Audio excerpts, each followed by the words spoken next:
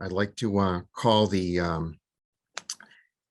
November 30th, 2022 meeting of the Capital Planning Committee to order. I'd like to welcome everyone back that has served in the past. I also wanted to mention that we have a couple of new members this year. Joe Tierney is our new citizen member. So welcome, Joe. And then although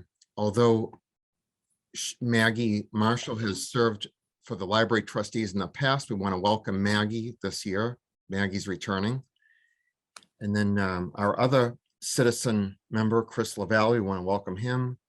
Dave Goslin, representing the Finance Committee, and Jeff Doherty, representing the School Committee.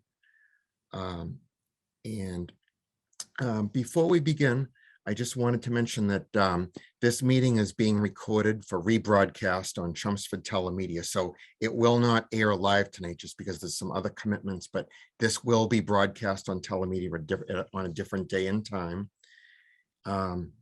Before we get into some of the capital planning hearings, I just wanted to mention we'll be following the agenda tonight. A while back, I had a conversation with the chair of our Clean Energy and Sustainability Committee in town. And I'm pleased to have Badri and Dave Sperry with us this evening. And Badri had expressed an interest in having the Clean Energy Committee make a presentation to us, because the work that they're doing with their mission for the town is very closely aligned with the mission of the Capital Planning Committee. So before we get into some of those hearings for our capital projects, I'd like to first on the agenda is Dave Sperry and Badri are going to make a short presentation to us. I was able to email the slides out to us. Dave, what I'll try to do is share my screen if that works and bring up the slides that you sent me. So I want to welcome Dave Sperry and Badri. Okay, and if that doesn't work, I can try sharing also. Oh, sure. If you'd like to do that, that's fine, Dave. Host has disabled that for me. So. Oh, sorry. Okay, that's right. Let me. I'll share my screen and.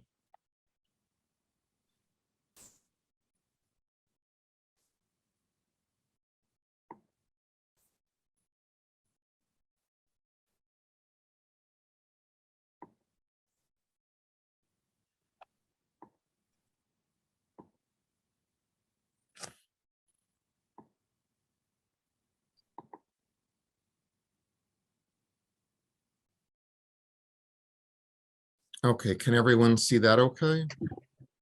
Yes. Okay, and you can hear me okay?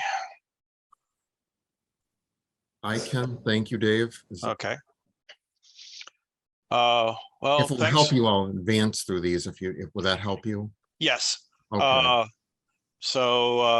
Thank you for letting us come in and talk to you a little bit and bend your ear.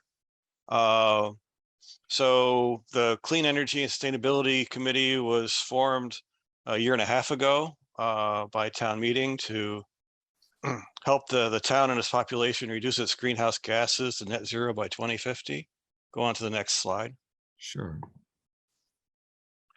So our mission is to facilitate and empower the Chelmsford and its commitment to reach net zero greenhouse emissions for both public and private sources. We'll get a little bit more into that in further slides. Next one.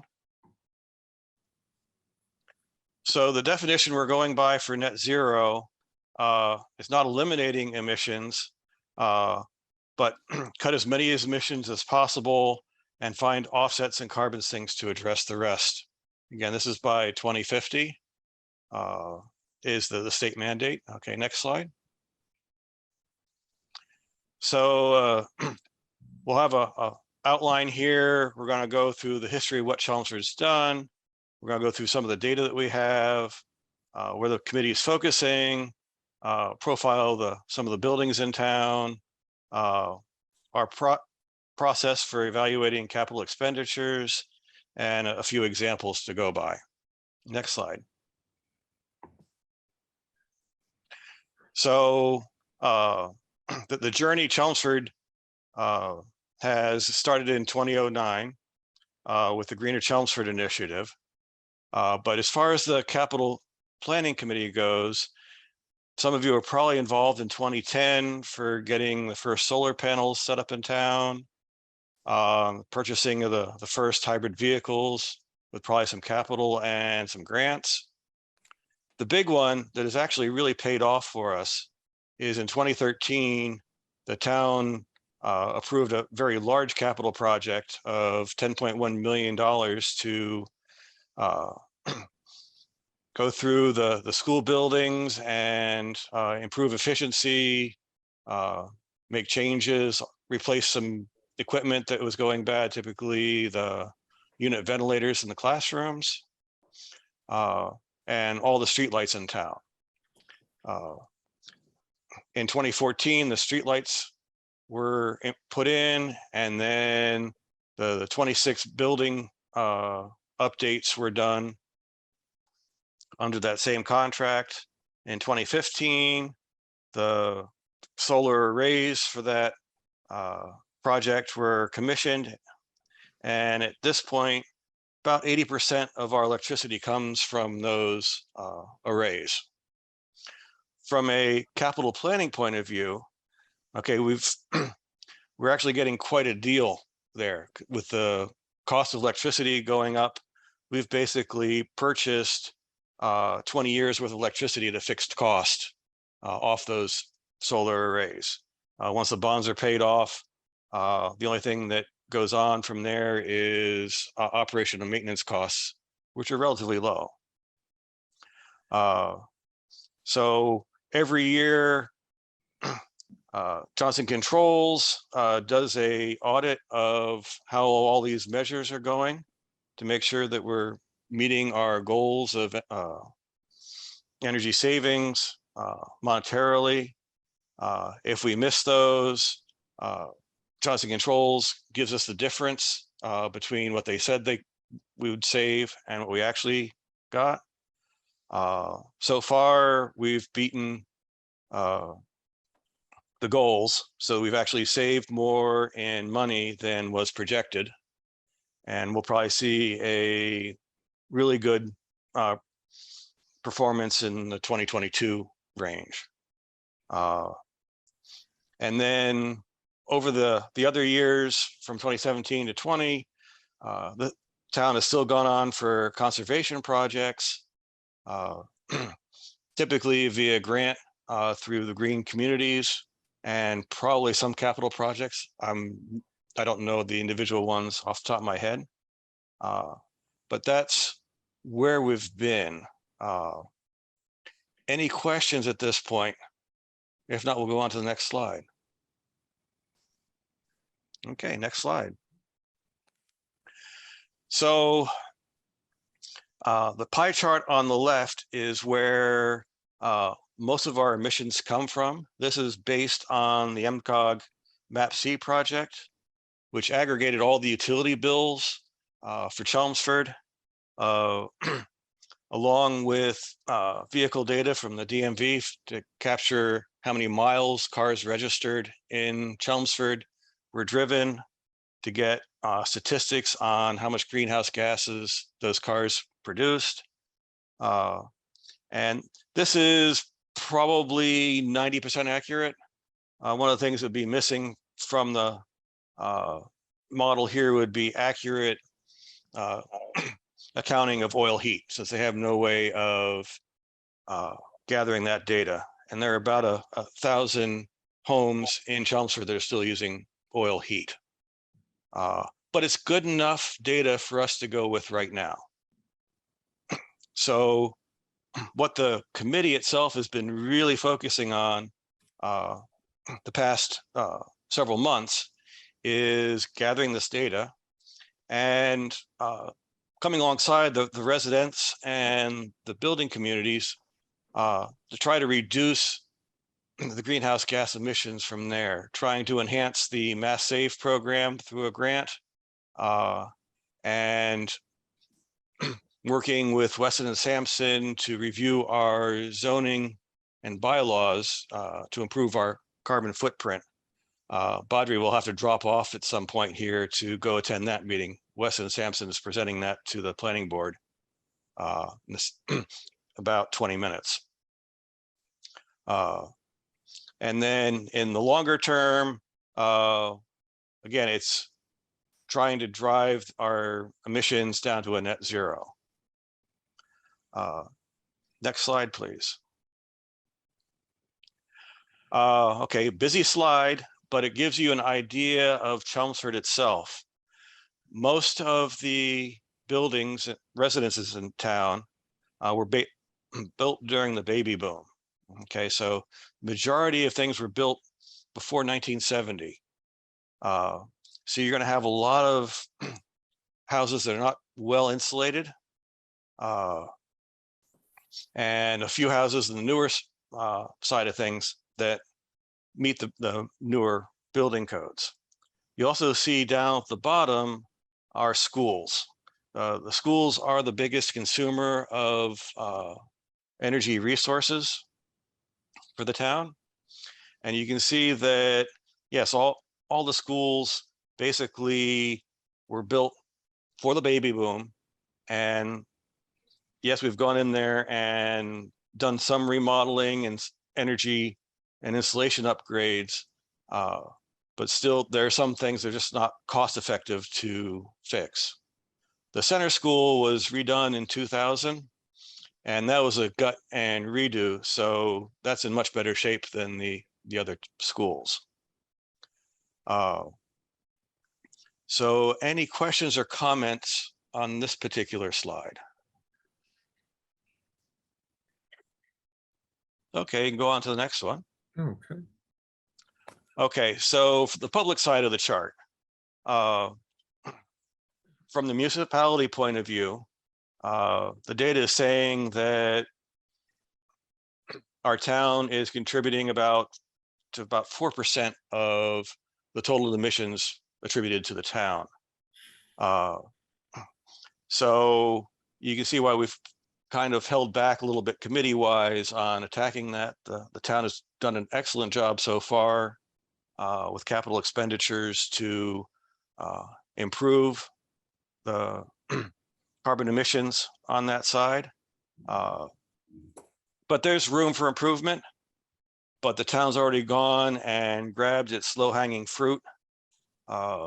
So we're going to be watching basically for how we can improve building efficiency and electrification where possible and start weaning off of natural gas where it's economically feasible.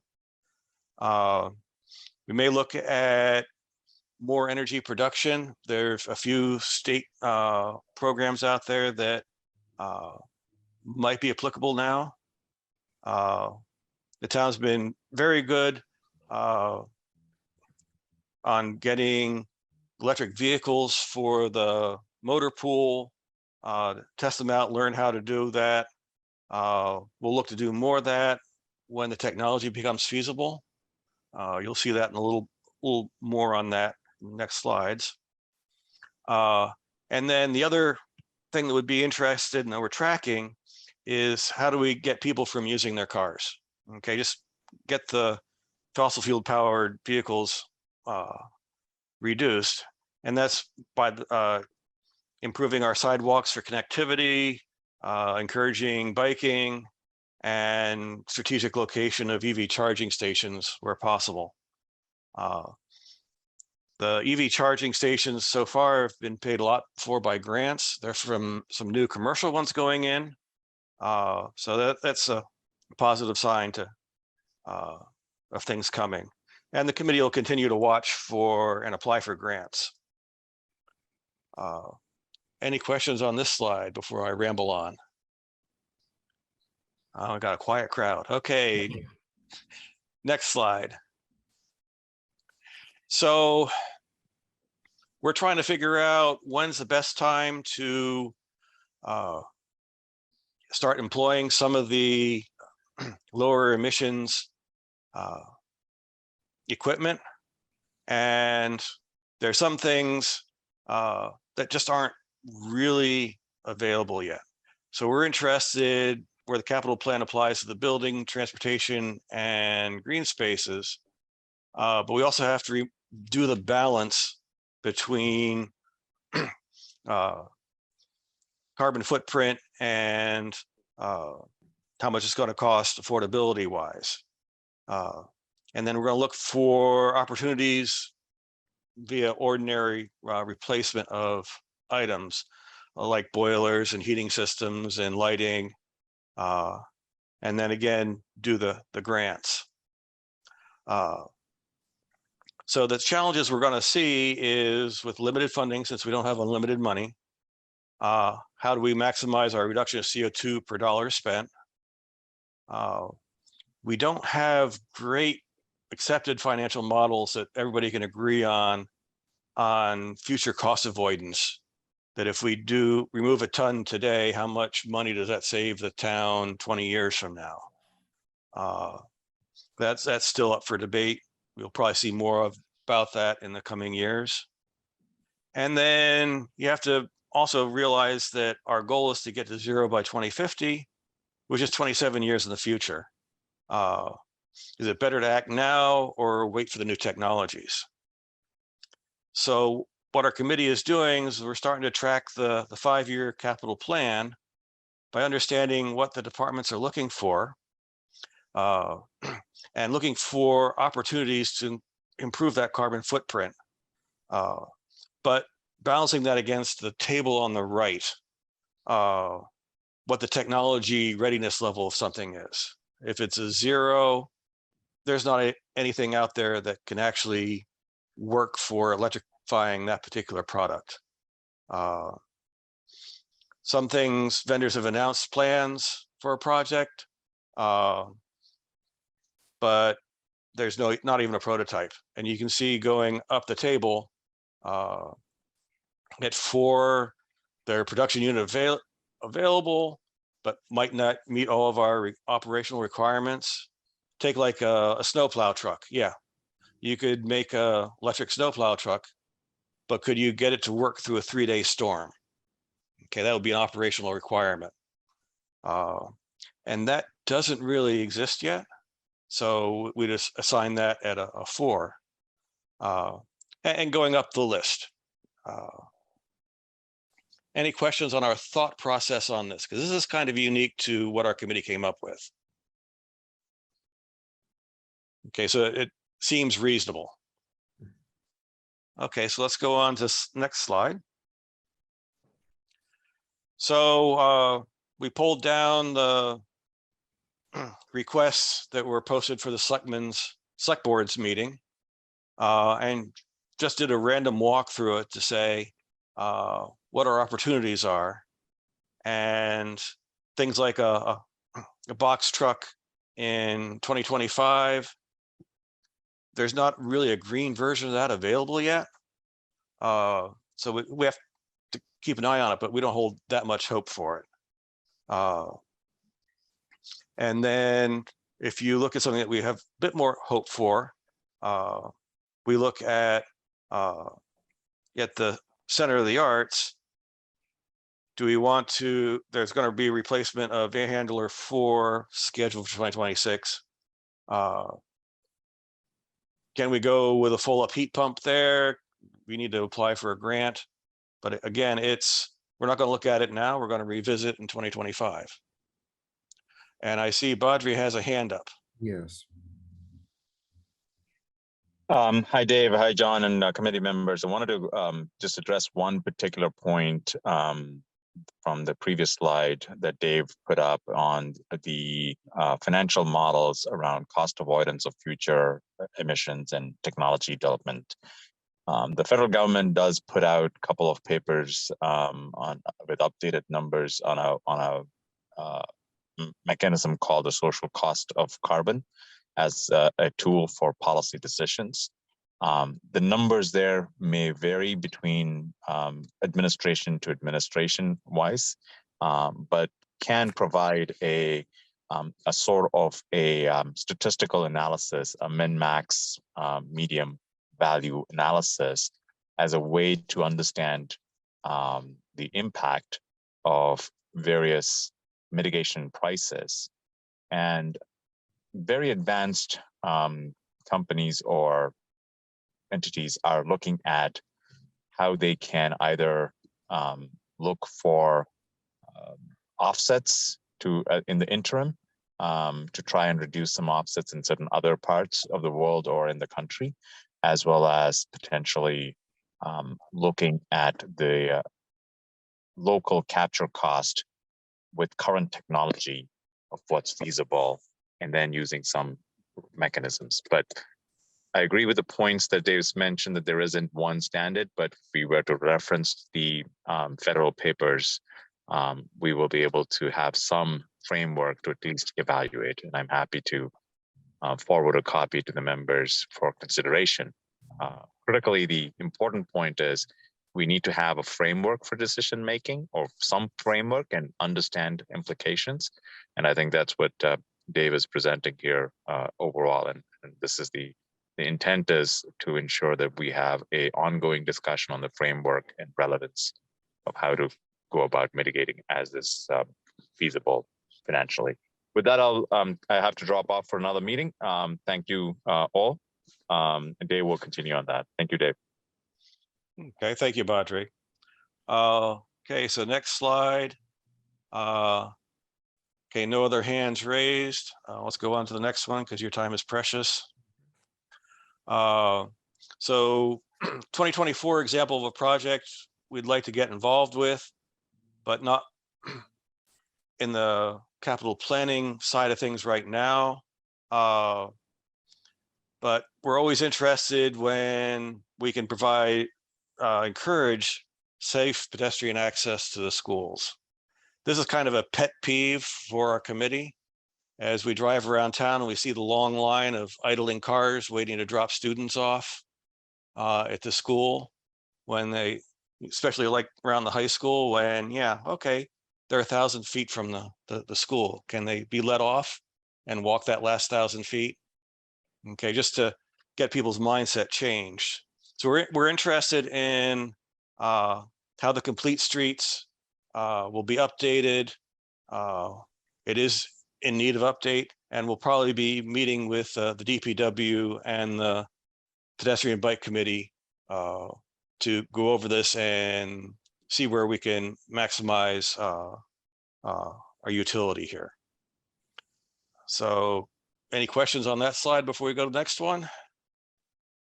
Okay, on to the next.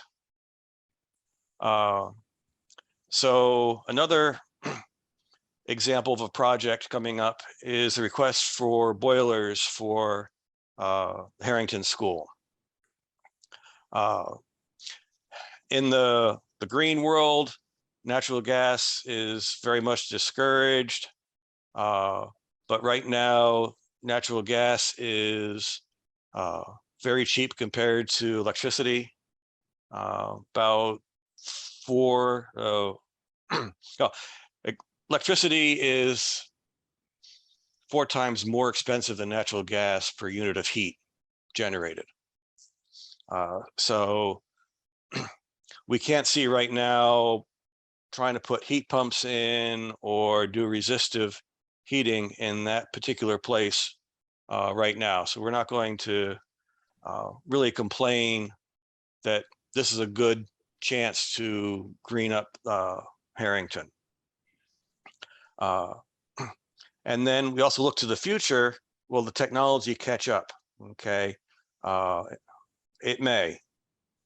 There's some interesting geothermal work going on at MIT and elsewhere for deep hot thermal, which may be standard in 10, 15 years. But the lifespan of the boilers is probably about 20 years. So they're going to be replaced again before 2050. And the whole school may be replaced by 2050. Okay, our crystal ball is cloudy that way. So it's probably the best course of action right now, capital wise, is to replace the boilers with natural gas boilers. Any questions here before our last slide? Okay, next slide. And thank you. for letting us talk to you. If you have any questions or any comments, now's the time to bring them up. I just want to say, Dave, that you and your committee should really be commended for all the work that you've put into this important concept. I didn't understand every single thing you said, but I do understand the importance of it. So I think Okay, thank guys you. should, yeah, be very proud of yourselves. Okay, We have a Chris. Hand raised from town manager and then Chris. Okay, sorry. Yeah, sorry. well, Chris has a question. Thank you. Paul Maggie. can go first. No, I'm good. Oh, sorry. Okay. excuse me. I just want to echo Maggie's sentiment. Very good job on this. I do appreciate all the work you guys are doing in this area. I do have a question about essentially the process from a capital planning perspective. Should we be assuming, as we're talking about these projects and debating and deliberating, should we assume that your committee is reaching out and looking at these 5-year plans and reaching out proactively to the departments to have that discussion about alternatives? Or should we be asking those questions in our deliberations and as we're getting presented them? Excellent question. I have a feeling that it's going to have to be both teams thinking about it and talking about it. There's going to be turnover on both sides, and we sometimes drop the ball a lot between committees. So it would be good for if you guys have a question, okay, about something coming along, go ahead and send it off to us so we can evaluate it. But we'll set up get a regular cadence of reviewing this when it comes up every year, since this is a schedulable thing, kind of like Christmas every year. You can plan for it. It's not going to move. So, okay, excellent question. Thanks. Any other questions for Dave? I thank you for your time. Thank you, Dave, for all the information. We appreciate it. Mhm. Have a good night. We appreciate all this info. Okay. All right, I'm gonna. And I'll say, I'll hang on for a little bit and then say goodbye and go over to the meeting with the planning board. Actually, I did have one more follow-up question Oh. since while you're doing that, John. Sure. So Dave, I can assume then that based on your examples that you showed us, that you might have, I'm assuming you've reviewed all the current year's proposals, and that if you have found something that might have an alternative, you would have raised it in this presentation? Probably not. Okay. The committee has been busy gathering the information. And then with the town side of things being 4% of the carbon and the residential side lagging and being 60% of the problem space, we really focused on jumpstarting the residential side of things. Okay. Thanks. Okay, any other further questions for Dave? Okay, I'm not seeing any other hands. All right, thank you. So now we'll transition into our the beginning of our hearings and reports on some of the projects. Before we get into that, I did want to mention that the FY24 capital plan is shaping up to be a very challenging year for us, as you may recall from the handouts that I provided you to everyone in the committee. This year, we have a very long list. We received 30 project requests totaling just over $6.77 million. So we definitely have our work cut out for us as we review all of these projects and try to prioritize them. So our first hearing tonight, working our way through the agenda, is the municipal technology. And I saw that we have our IT director, Ted Luter, here with us this evening.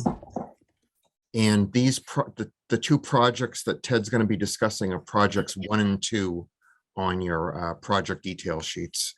Good evening, Ted. Hi, everybody. These are pretty self-explanatory projects. I've been doing these things for several years now. So if you've been on the committee or look back, you've seen these both on there. The first project is security cameras. This is to upgrade the police department and the Center for the Art, which they both have cameras in those buildings now, but they are analog cameras and not very good quality. Those are probably the biggest part of this project. In addition to that, we have 5 cameras that will be end of life next fiscal year. And at the same time, we want to add cameras to the back of engine 3, 4, and 5. And also their front door, a spot in their front door. Engine 2, being new, already has those cameras.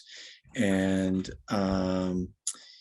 engine River Neck Road, I always forget what number that is, has cameras in the back, but not in the front door portal. That's that project. Does anybody have any questions about the camera project? No. The next project is a doors project. We have we have several doors systems, several buildings in town that are on door systems. The police department was just upgraded last year. They had an old door system from when the building was built. We need to upgrade town offices and the fire station next door headquarters. The headquarters is on its own system, and we want to upgrade everything to the new system, which will allow the building attendants easier access to open and close the doors. I'm sorry.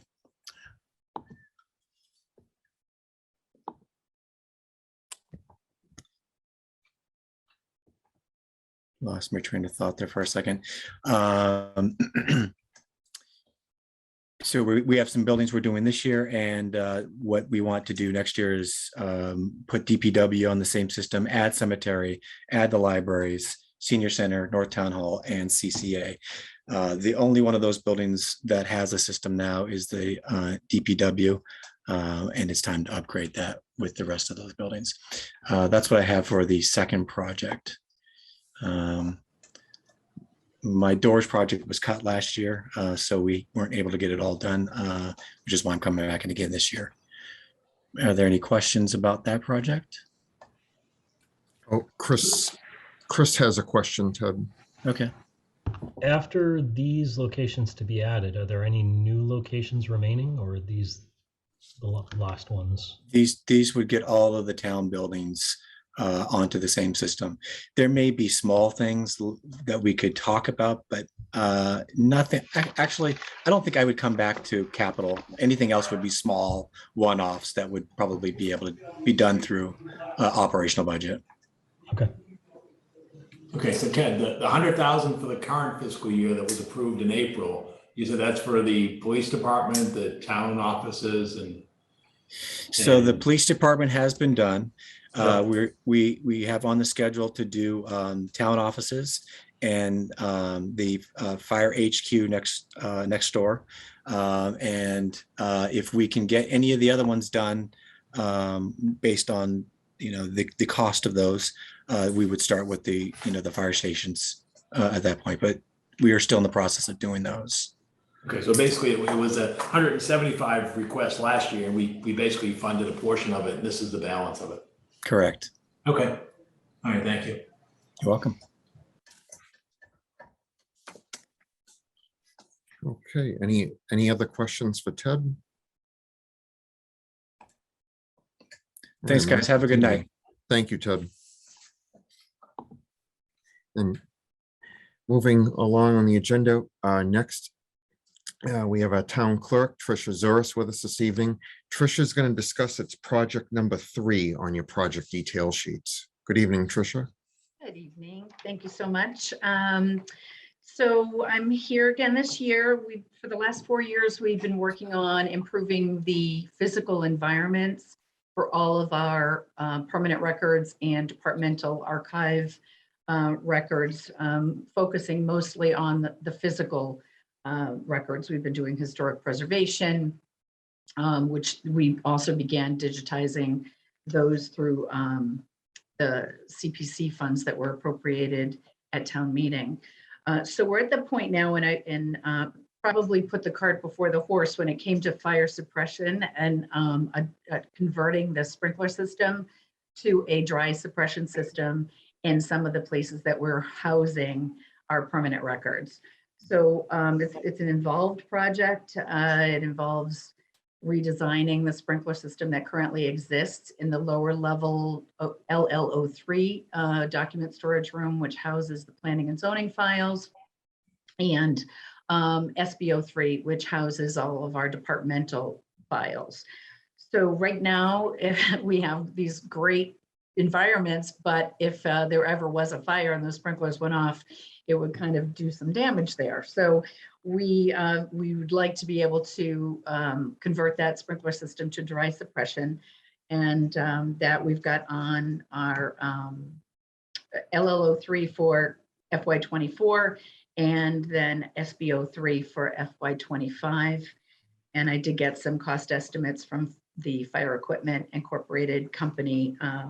It would still, and we'd need some electricians and a fire suppression engineer as well in order to accomplish that task. Does anybody have any questions on that particular part of the request? No, just a comment I would make, just again, helping new people like Joe and others to the committee. This has been an ongoing plan, and even in the plan you submitted last year did call for the dry suppression system and lower level 3 for 24, and then SBO3 and 25. So that's consistent what's in the past. And again, that should be the end of the conversion to the dry system to protect records. I guess the only change is last year you obtained funding to do the planning zoning files. And this year you're looking to add the building department inspector files. Yeah, and that's more on the digitization. Right. And the reason why I flip-flopped, I was hoping to do the LL03 planning and zoning files this year, but the quote came in quite high for digitization. It was kind of a sticker shock for me when you think about all the phases of what it takes to actually document the inventory. Inventory the documents, prepare the documents, scan them, index and verify them. You load them onto a database or a drive in order to be uploaded, and then whether or not you're going to have a document hosting service, or if we're going to do that internally. So it's quite an involved process. But the reason why I escalated the building files was because there was a space issue in the building inspector's office. Right now, that he's got rolling files that takes up a lot of physical space within his office. And we were hoping to be able to digitize those files for him, incorporate the physical files into LL03, because we have such a wonderful amount of space there for permanent storage, that if he can have access to digital files for the building and maybe even link those files to our permitting software, as well as if we decide to host them for a public portal for people to be able to look those files up, it would also free up a lot of space within his work environment for his inspectors. So since the planning and zoning files are now very organized and easy for me to find if I get public records requests, I think it's more important that we digitize the building files first and then move on to LL03 after that. If there's money left over, it'd be great to do them both, but I think that just to help out the building inspector's office and have more accessibility for documents that are used more frequently by the public, it would be best to go with the building inspector. All right, I'm going to ask you a question. I'm going to ask many of the others after you, recognizing the fact that the committee's going to have to cut over a third of the requests. Mm-hmm. Can you separate or provide a breakdown of what the cost would be for the upgrade of the fire suppression versus the digitization of the records in case we can't do both? So of the 200,000 you're requesting, do you have an approximate amount of what portion would be for digitization and what portion would be for the fire suppression? Well, 'Cause luckily I they're did that discrete kind of tasks. easy. So I put down under the planning and engineering, pretty much the bulk of digitization. The construction of $10,000, I was hoping was going to cover the fire suppression engineer and the electrical. And then the $70,000, it would be the scanning of the, I'm sorry, the dry suppression equipment, the conversion, from Fire Equipment Incorporated. So Okay, so it's roughly 120 for 80,000. the 120 for the digitization and 80 for the fire suppression, roughly? Yes. Okay, all right, thank you. Again, I'm not making a decision or a judgment. I'm just I trying to understand. get it. Thank you. Okay. Yeah, and also those numbers too, especially the 120, again, these are ballpark figures that Yeah. you don't really know till you get into it. But if we only have so much to be able to do a portion of it, that's something that we could probably worked out too with the companies that do the scanning. Paul, I'm glad you actually asked Trish that, because I know I'm new and I'm a rookie. This is my first meeting here, but if we are under a challenge, like John said, and I did see that with the limitations that we're going to have to prioritize, I think it would be good for us to ask the folks that are looking for the funding to guide us on the prioritization if there's pieces that we could do to make sure we get through this transition. But John, this is your committee. This is just steering the ship here, but it looks like we have a challenge. So maybe hearing from them what their priority is would help us. You're absolutely, I appreciate the cost breakouts, because I before Paul asked that, I was going to actually ask that as well, just so, and we'll ask other department heads as well, just because as the town manager said, it's something when we get to when we've heard all of the hearings, we're definitely going to have to make some tough decisions. So it's helpful to know if we can accomplish part of the project and maybe revisit it the next year. And, as you'll see, some projects that we've seen in the past don't lend themselves to being broken up, but some do. So I think we have a question from Chris. Yeah, John, this is a question for you, actually. On the project detail page, I noticed that the source of funds for this is listed as the municipal bonds and free cash. So how does that impact the request? Usually what we do on most of the capital plans, we usually put for a source we usually code it as municipal bonds, and then 8. It's not so much, we have not used free cash over the years, because we usually bring certain requests to town meeting, but it's more the other funding. So if someone had a grant or some type of other funding available, that we're just putting it there for the public to see that it, if someone does have some other partial funding source, we would use that to defray. So for example, like in this cemetery does not have any projects this year, but typically what they have done is make a partial funding, from perpetual care funds, which is a trust fund they have. So for the newer members, so the 8's more there just to cover other funds, not so much free cash. Okay. But for the purposes of our deliberation, we should assume that whatever's being requested would be part of the capital funding that we're approving. Yes, exactly. Okay. And the target that we've set, the target funding level is around 4 million for borrowing this year. And as at tomorrow night's meeting, our town accountant, Darlene Lucier, is going to make a short presentation just saying what funding she's been in contact with a number of department heads, and she's going to just present to the committee what funding she's identified that we may be able to use to defray the total plan. Okay, thanks. Just a question for Gary, Gary Ryan, Fire Chief. Gary, the concern with the vaults at space areas of low level 3 and sub-basement 03, it's really not a fire suppression concern, because those are wet systems now, right? It's more of a concern that if the alarms did go off in that area, the sprinklers did go off, you'd lose the records that are in those areas. Am I correct in that understanding? So that is correct. So back in 2013, 14, when we did the fire station headquarters project, that was the concern for the vault in the actual town clerk's office. That's why it's a clean suppression system. Mhm. Also in the IT room, same thing. We have a clean suppression. So those areas were identified as sensitive areas, records. Yeah, I've been in discussion with the town clerk and she's right. So we didn't have the records in that room at the time when we put sprinklers in there. As you know, they put it in afterwards. So yeah, no concern on our end. Okay, and I guess my question now for Tricia is lower level 3, where there are wet sprinkler systems, what records are stored in lower level 3? And then the next question is gonna be what are in SBO 3? Okay, so currently it's all the planning and zoning permanent records are in LLO 3. Okay.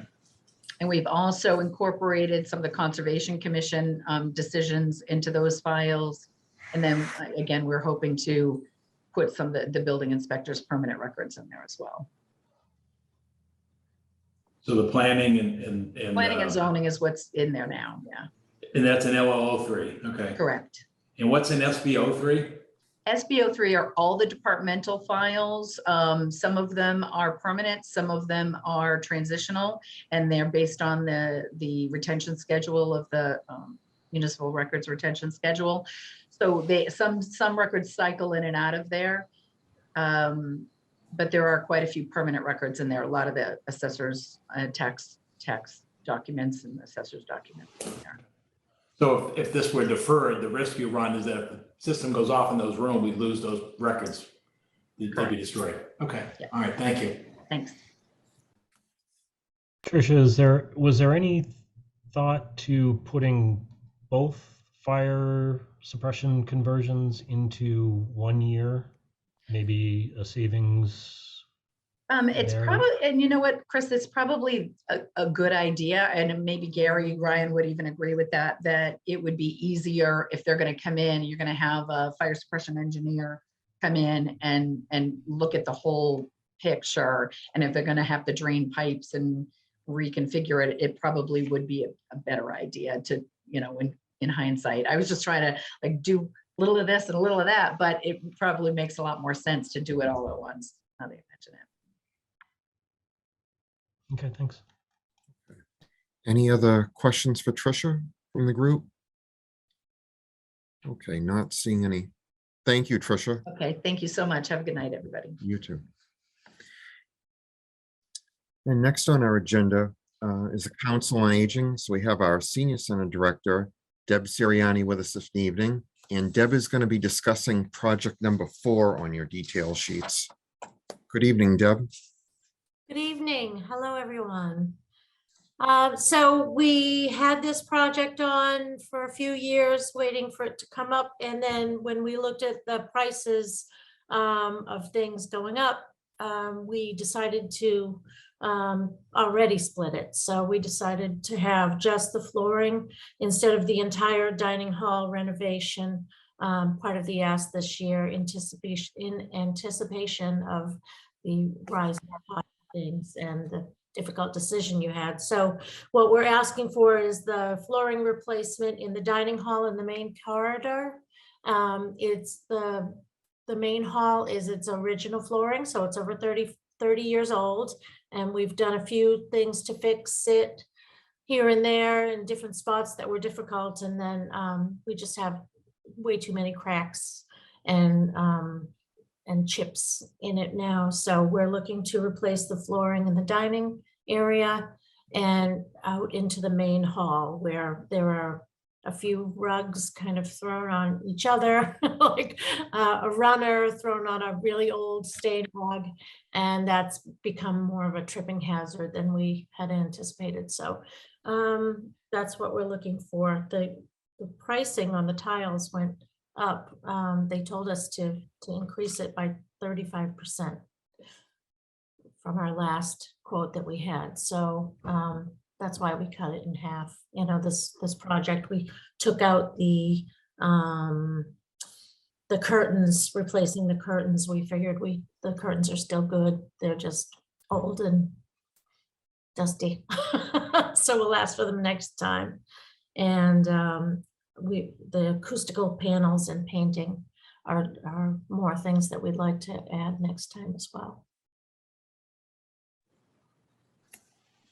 John, this is a bit awkward because Kathleen's not here for facilities. And as you know, there are a number of floor tile things with some of the schools that we'll touch base on tomorrow night. But, you know, I guess the question that we have with the schools, and I guess we'll have with this is, does it have to be an entirely replacement, or is it possible to do what the schools have done, which are selective areas of the flooring?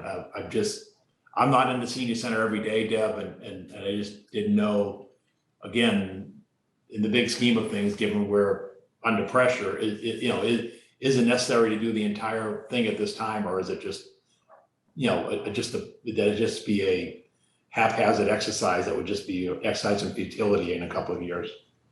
Well, we did consider that, and we actually spent some money last year on just replacing the area that was the worst, right around the serving area where the seniors are.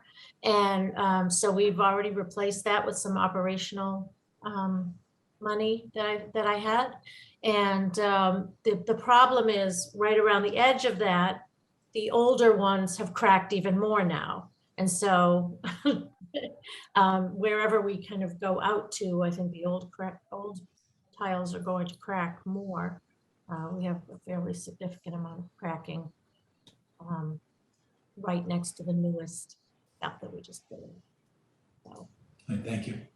Thank you. I see a question from Chris. Yep. The question I have, Deb, is it looks like you've got the dining hall renovation for next year. What would be entailed in that? And is there a risk that that work may damage any floor repair or replacement that you do this year in that space?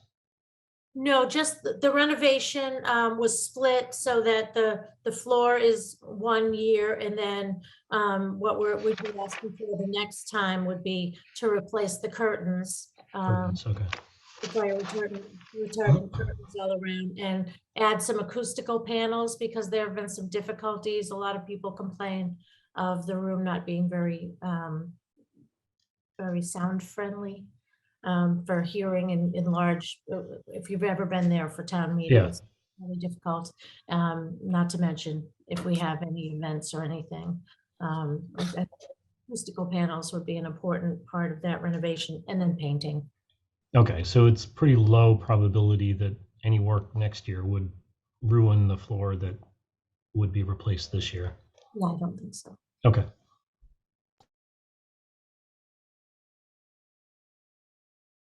Any other questions for Deb in the group? Not seeing any at this time. Okay, thank you, Deb. Thanks so much for your Thank time. you. Have a great night. You too. And then next we have 2 projects for a public library. These are projects 5 and 6. John, I had expected somebody to be here tonight. Either one of the assistant directors. So can I just switch with Gary and have him go first and see if there is a possibility? Yes, absolutely. And if they're not available, Maggie, I can check.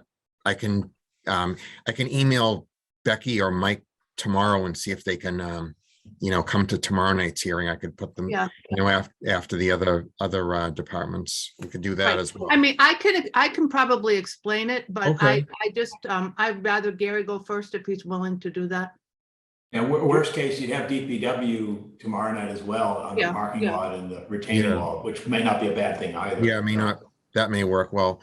Gary and Mike, would you be all set to go and place it instead of the place of the library this evening? You all? We're happy to go if you approve our projects. Okay, great. Oh. All right. No, thank you. We're pleased to have our Fire Chief Gary Ryan and our Deputy Fire Chief Mike Donahue with us this evening. So they're going to be discussing projects 7 and 8 on your detail sheet. So. Okay. Thank you, John. Good evening, Mr. Chairman, Mr. Manager, and good evening, board members. And I hope everyone is doing well. Deputy Donahue and I, as we do every year, we meet, we look at our operational needs, and we ask for your consideration for the following projects. So fiscal 24. Do you have that up, John? I can, one moment, I can pull it up.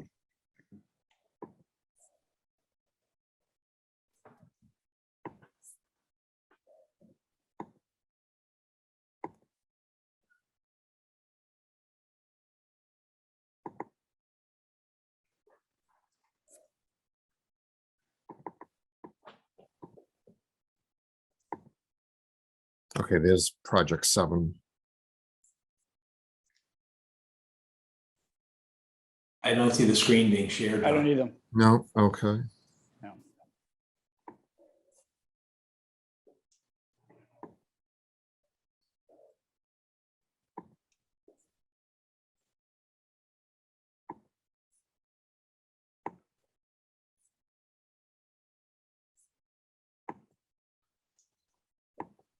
Okay, how is that? There we go. Perfect. Great. Okay. So for fiscal 24, we are seeking funding the amount of $68,352 to replace our 2002 Ford F-350 pickup. So if this picture looks familiar for those who've served on the board before, it's because we've already received funding last year to replace this truck. Unfortunately, we had an accident earlier in the year that totaled one of the department vehicles, so we had to keep this truck in service a little longer. So if we get approved for a new vehicle, the new vehicle will replace the fire investigation vehicle, which was a 2009 Ford Crown Vic, which was a retired police vehicle that was taken out of service due to the accident. And if you have any questions.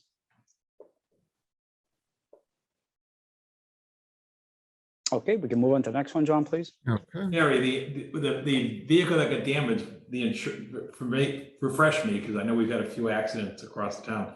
The insurance on the vehicle that was damaged wasn't replacement coverage?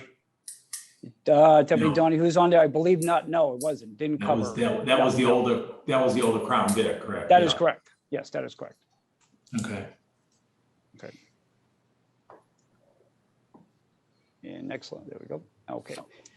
So also in fiscal 24, this is what we had originally. We are seeking funding in the amount of $111,750 to replace our 2012 Ford F-350 pickup. This is known as Service 2 within the department. It has 123,840 miles and has significant body rot. If you look at the picture of that back body was recently taken off because it wouldn't pass inspection. We had to go out to New York to get a part to replace the back of the body. It was due to supply chain issues. The problem with that is this also serves, this is used to plow our 5 stations, but this truck also functions as a spare rescue when our rescue goes out for maintenance or repair. So the body, the replacement body that we put on doesn't have the compartments that you see in this picture here. So if we do get approved, with the supply chain issues that we're seeing, this truck will probably be 12 years old when a new vehicle becomes available on the market. And again, myself and Deputy Donahue are available to answer any questions.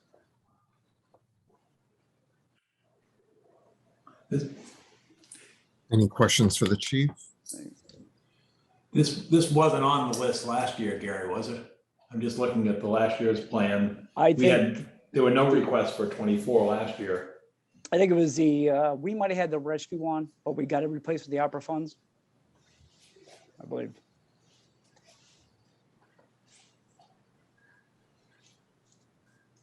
Right, I just didn't see it on the list, the plow truck on the previous list. Yeah, I think we had the rescue, Mr. Manager, for this year. But as you know, we got the opera funds to replace it. There were two, I think what it was, there were 2 staff vehicles that were going to be replaced in 26 at 176,000. And now this year you have a staff vehicle in 27 at 75,000. And then one in 26 at 80,000. Yep. So I'm just trying to figure out where the plow truck sort of came out of her through all this. All right, so due to the, as discussed, the plow, we got approved for a plow truck for the mechanic. That order has been canceled, not just for the Chelmsford Fire Department, but for a lot of municipalities. That is the reality that we're facing on the market. This truck, as I mentioned earlier, it has significant body rot. We're doing our best to keep it in service, but we were hoping to keep it in service a little longer, like the 2002 truck. However, we don't anticipate that we're going to be able to keep this truck as long as we anticipated due to the body rot and the high mileage on it. So that's why that appeared on this year. And Mike, if you have anything to add.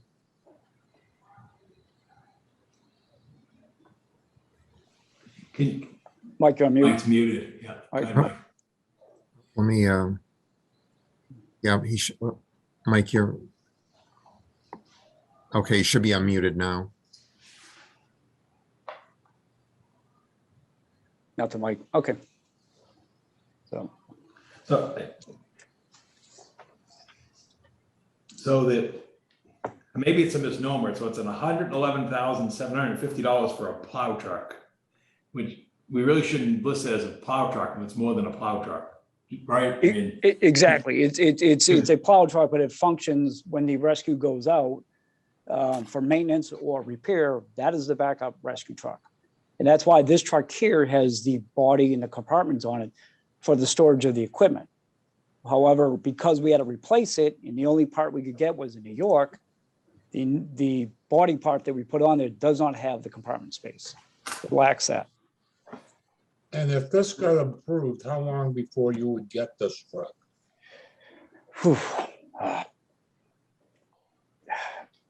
It's probably over a year. And I say that because I just got a vehicle that I got approved 2 years ago, just came in. So for a truck like this, I'm saying over a year, but Okay. I think that's why if it was approved and go through town meeting next year, I think we're looking at realistically probably 2024 before it was put in service. so the 10-year-old vehicle has 123,000 miles, about roughly 10,000 miles a year, about 1,000 a month. Yep. So it's obviously used more than for plowing and That is correct. It's used to, rescue. right. It's also used to, the mechanic has to use it when he has to go pick up parts. It's used to transfer equipment between our stations. So it's more than just a, like I said, it's also, if it has to, it will be a rescue. So it could be an emergency response vehicle, a backup. And then the other one, the 68,000 pickup truck, what is that used for primarily? So that one will be the replacement for the fire investigator's vehicle. She was in the Crown Vic. However, with the cancer safety initiatives that the department has undertaken with between the second set of gear, the extractor washers, the cancer screenings, another issue that we're looking at is compartment space. So when she does her fire investigations, currently some of that stuff is going in the same cab, same compartment space that she's using to drive. So that is an area of concern throughout the fire service. So you're seeing the push to get like a truck, a cab, to separate the gear, to separate the tools that are used to sort through, ash and stuff at a fire investigation scene. So she would be, basically, we would be looking at a smaller pickup truck for her. Okay, no, I'm just saying, John, when you list this list, when it goes out to town meeting and to the boards and so forth, I would just add, replace fire rescue vehicle, pickup truck. And then on the plow truck, I would say, replace spare rescue vehicle, plow truck or something, you know what I'm saying? Otherwise, we're gonna get a lot of heartburn. Yeah, no, I agree with that. When it gets presented, and that's, because people are gonna sit there and say a plow truck at $111,000. People just look at the surface and they're basically gonna say, well, just call the DPW, they'll plow you or something. I think we just gotta be very careful on how we label these projects. Yeah, I'll work with Gary to make sure that we will come up with a better title for that. Yeah, Okay. we have that in the description and purpose, but certainly if you want to elevate that to the project title, that's fine. Okay, yeah, thank you. I That's think fine. it, Yep. I think it just provides more of a perspective in Sure. terms of how the vehicle is used. It's a multi-purpose truck. I agree. We have a question from Chris. Just along those same lines, for the first request, my recommendation would be to not necessarily make this a replacement for the pickup truck, but it's really a replacement for the Crown Vic. That you're replacing it with a small pickup truck as opposed to replacing this specific pickup truck that was supposed to be out of service already. Good. It might also make a difference at town meeting. It would, but she had to use the 2002 Ford pickup truck.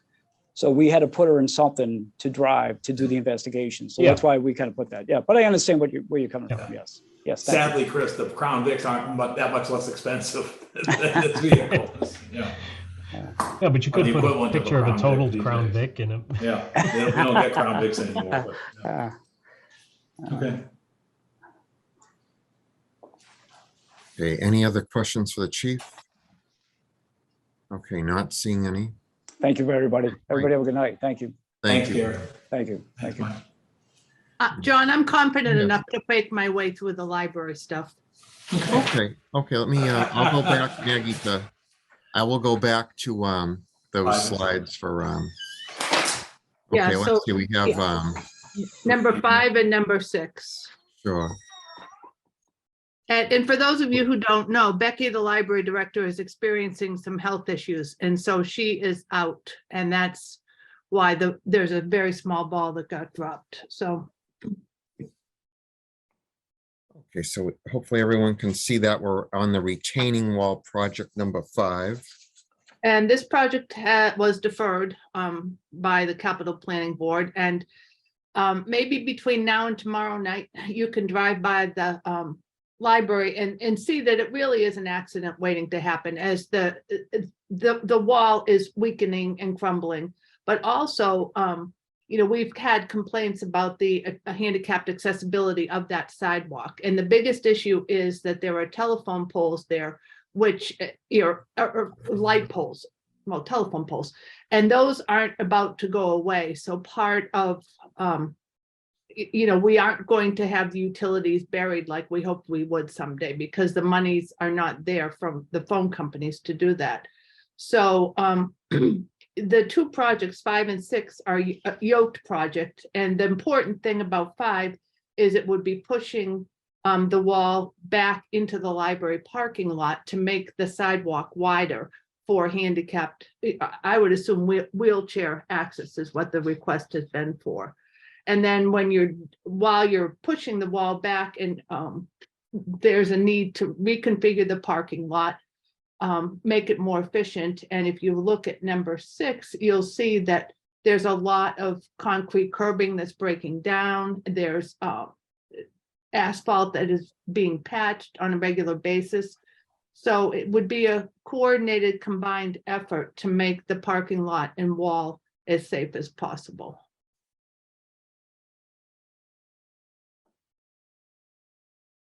Okay, does anyone have any questions for Maggie on the library presentation? Yeah, if you push the wall back, does the project fix the sidewalk for the additional widening? That's my understanding of why we would push the wall back closer to the library. Because we have to accept the fact that the utility poles aren't going away. So we have to Right. find a space somewhere else. Right, but I think what Dave may have been asking is, does $100,000 cover not only pushing the wall back, reconstructing the wall, but also reconstructing the sidewalk? That's what I'm asking. I understand now. You know, That's going to be a question, if you can defer that question to DPW tomorrow okay. night. This is Christine. I'm on. Oh, there you And are. so last year we had estimated $70,000 for the wall replacement. We did increase that to 100,000 given the additional increase in construction costs. The replacement of the sidewalk was not included in that number. if there was any surplus of funds, we could put it towards it, but the sidewalk would have to come from some other, maybe sidewalk funds or be some other funds. Okay, thank you.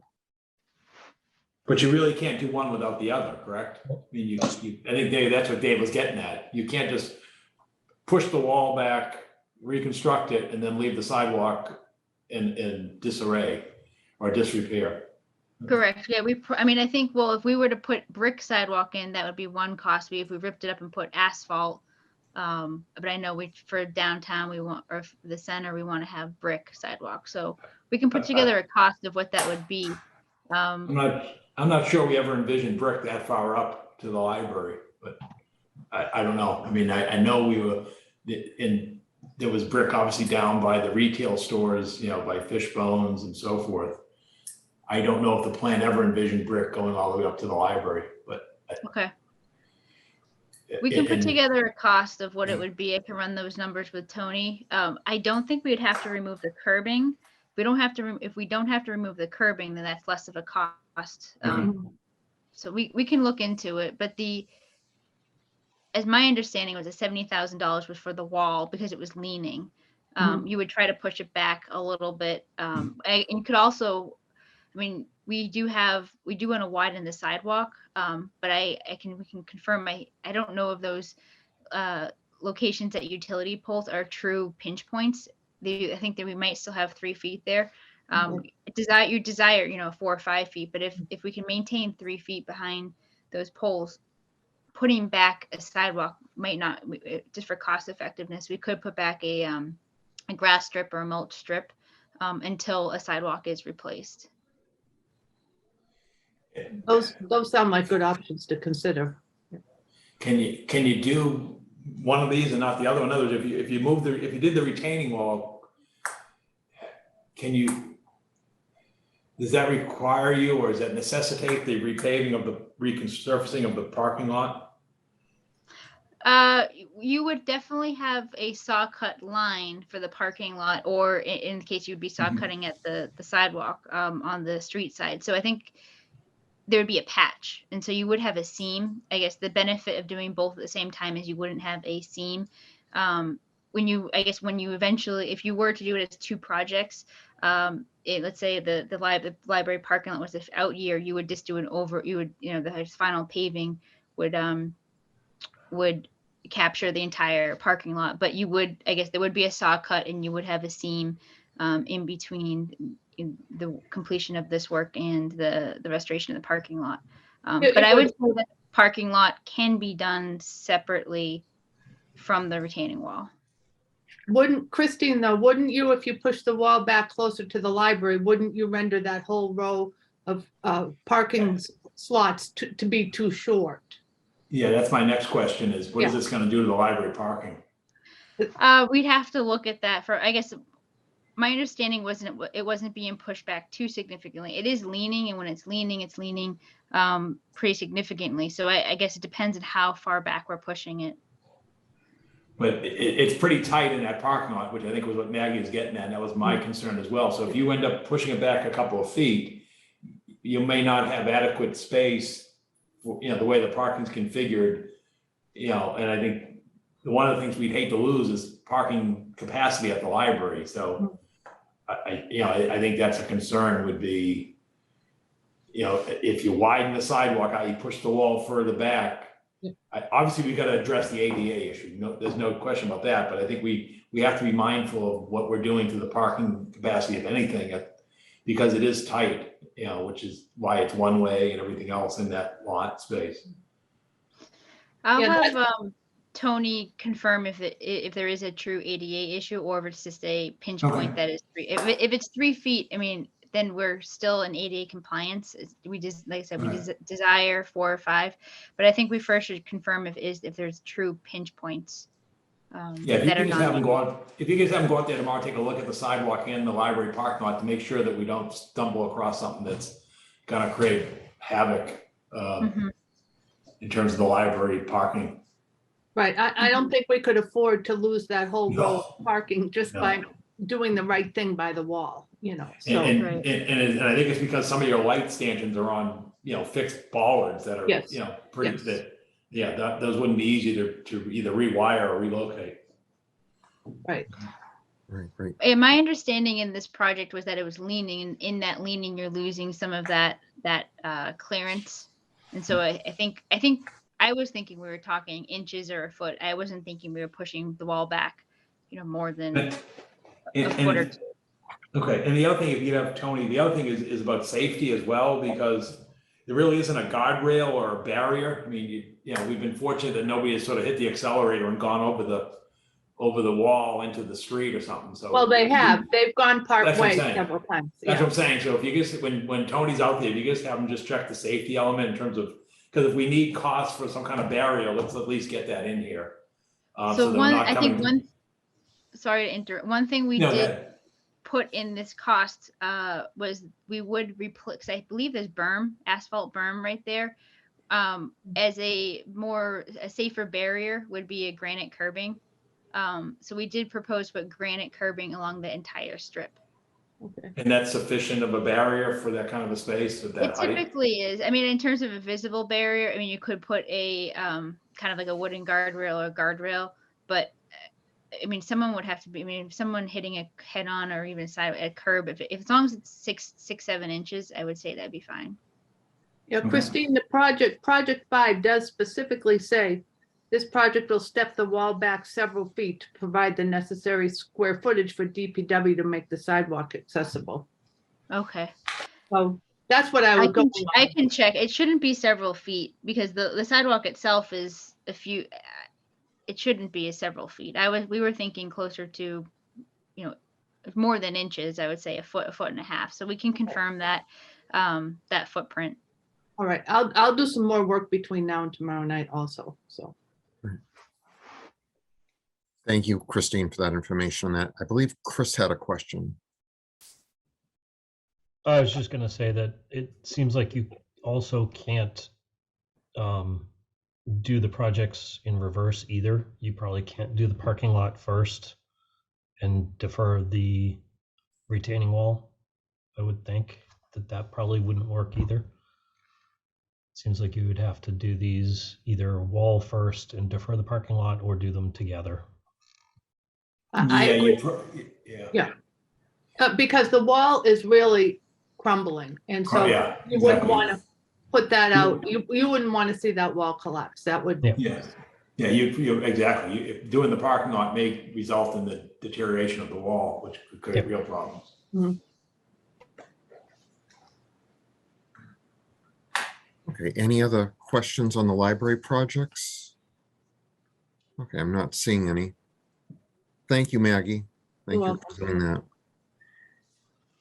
So that concludes the department hearings that we have scheduled for tonight. Does anyone have any discussion or questions on any of the projects that we've seen so far? I'm just gonna stop the screen share here, and then that way I can see the members a little easier. Okay, I'm not seeing any hands up. The next item on our agenda is because this committee meets seasonally. I know this is going back to almost about a year ago.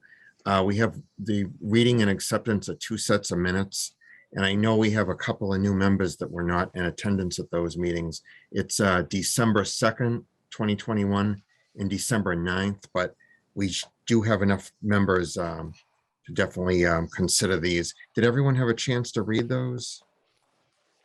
Okay, I'm seeing some people saying yes. I'd entertain a motion if we can do them separately to accept the minutes from December 2nd, 2021 capital planning meeting as presented.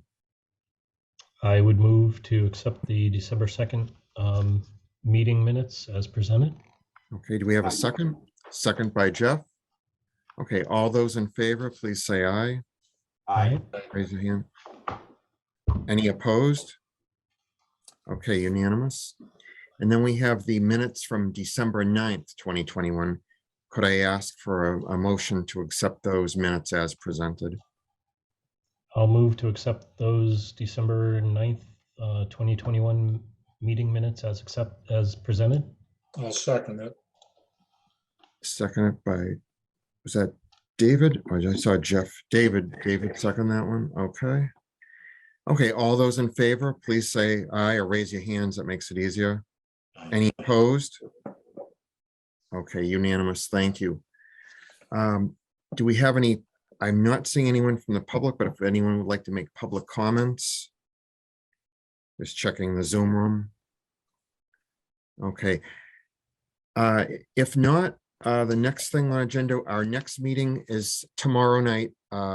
As everyone knows, this year we're trying something where we're doing the meetings back to back. So we will have different departments in tomorrow night.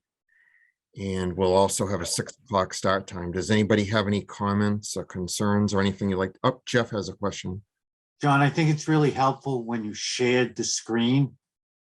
So we didn't have to look at another device to see what the projects were.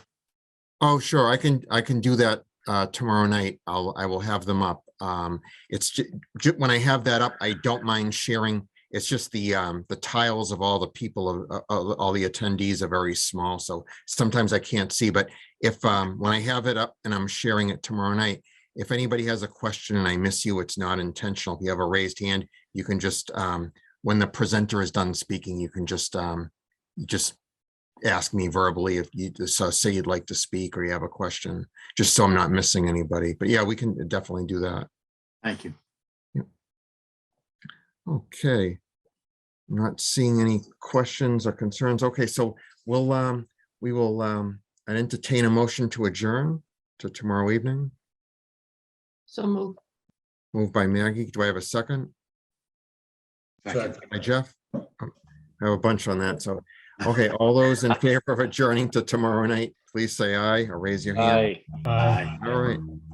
Thank you, everyone. We will reconvene tomorrow night at 6 p.m. Have a Thank you, good evening. folks. Thank you. Hi, everybody. Bye. Good night.